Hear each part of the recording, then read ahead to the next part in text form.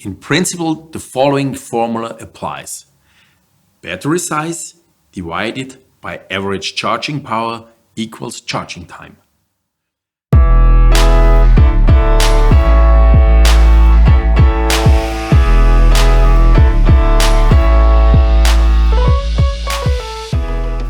That depends on several factors. How much power can I charge the battery with?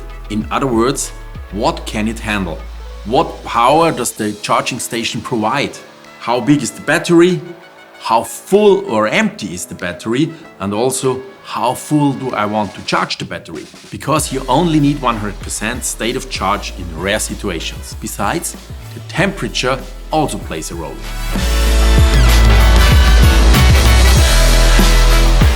In principle, the following formula applies. Battery size divided by average charging power equals charging time. An EV with a 55 kWh battery takes 5 hours to charge from 0 to 100% with 11 kilowatts at the wallbox at home. With an average of 75 kilowatts at the fast charger, this only takes 45 minutes. In principle, a distinction is made between alternating current, AC, which you have at home or in the parking garage, and direct current, DC. This is what the fast chargers on the highways use. EVs with a built-in 3-phase AC charger usually charge with a maximum of 11 kilowatts. Some also with 22 kilowatts. This is the standard in Germany, Austria and Switzerland. For EVs with single-phase chargers, the power is significantly lower depending on the country.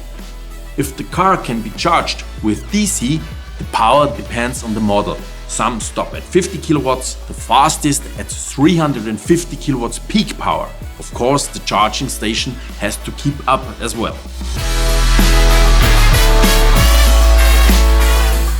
A large battery is like a bucket that you fill with water.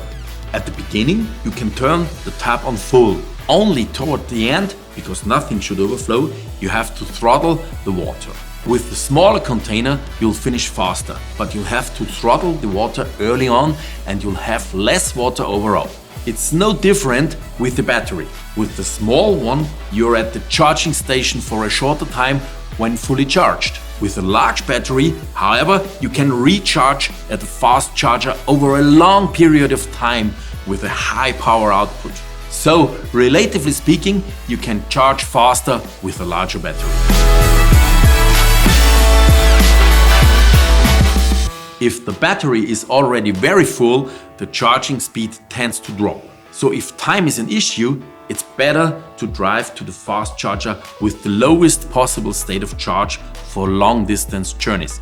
Most electric cars charge at their peak power between 10 and 30% battery level. An empty battery is therefore the fastest way to recharge the range. And at 80%, the charging curve usually drops dramatically. That's why it's better to unplug the car and drive on.